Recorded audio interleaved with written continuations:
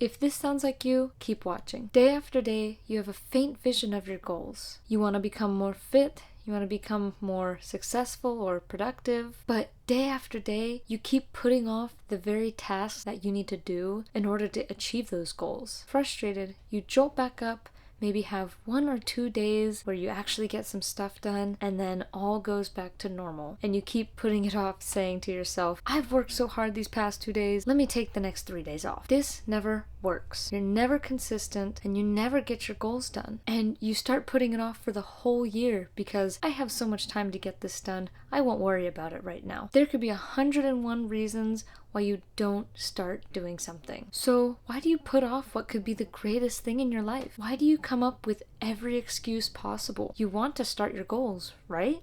Problem 1. The truth is, most people already know how to fix their problems, they just don't do it. Even Thomas Edison said something similar. If we did all the things that we are capable of, we would literally astound ourselves. If you look at the workdays of those who feel more fulfilled versus those who don't, those who feel more fulfilled usually get 2 or 3 tasks done in a day, but they do it in less hours. While someone who may not feel so fulfilled will fill an entire 8-hour day with a bunch of nonsense tasks and maybe get 1 or 2 things done. It's not just about starting, it's strategically starting, which I will touch on in a moment. Problem 2. Your reason. Some people don't execute because they don't have a reason for themselves. Create a vision of your dream self and ask yourself, if you could achieve anything in 1 year, what would it be? Forget the buts and what ifs for now. Just create a vision. Use that as the light at the end of the tunnel to keep chasing it. The questions you need to start asking yourself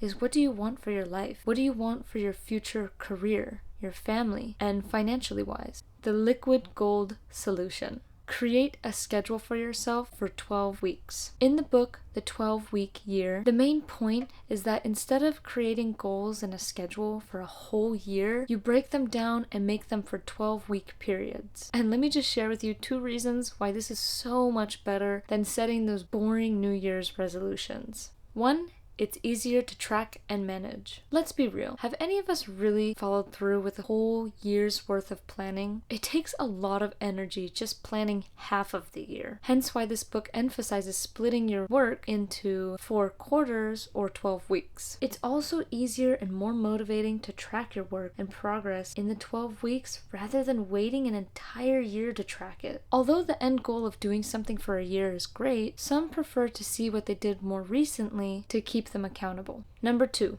Parkinsons Law. Parkinsons Law is the idea that your work will expand to the time you allow for its completion. If you give yourself a year to complete a goal, it will take you a year to complete that goal. On the other hand, if you give yourself 12 weeks to complete a goal, most likely it only take you 12 weeks to complete. You can even break this down farther into the days and weeks with the smaller habits. One example is how long you allocate per day for cleaning or for your deep work sessions. When you split your life into 3 months, it gives you a greater sense of urgency to get those things done. And you'll probably get that done 4 times quicker than in a full year. Creating your schedule. Number 1, morning routine. The start of your day will determine how the rest of it will go. Having a bad and inconsistent morning routine will throw you off for the whole day. This doesn't mean you have to have a very complicated routine either. Maybe you just get up and start work, go to the gym, or make some breakfast. The key here is that it's so simple, it's almost impossible not to do it, and you will destroy it with consistency. Number 2, 3 most important tasks. When it comes to your workday, try to focus on the 3 most important tasks that you need to get done. These are often the ones that long-term you will see results from. If you want to get stuff done, you actually have to do that stuff. They say that if you had to eat a frog every day, would you eat it first thing in the morning, or would you procrastinate and wait all day, or even wait till the next day? And even when the next day rolls around, you now have to eat 2 frogs. You could go your whole life not getting stuff done and never achieve anything. Or you can become comfortable with the discomfort and get it over with. Another way to put this is, don't settle for the short-term comfortable actions. Do the uncomfortable that will take you 10 times farther. 3, schedule breaks. The 3rd tip for planning your 12 weeks is to allocate time for breaks. Maybe take a day or afternoon off once a week, even during the workday. It doesn't have to be a long one either, maybe 15 to 30 minutes maximum. For me, I know my work limit is about an hour to hour and a half, and then I usually work for another 30 minutes to an hour after that. But for Parkinson's Law that I explained earlier,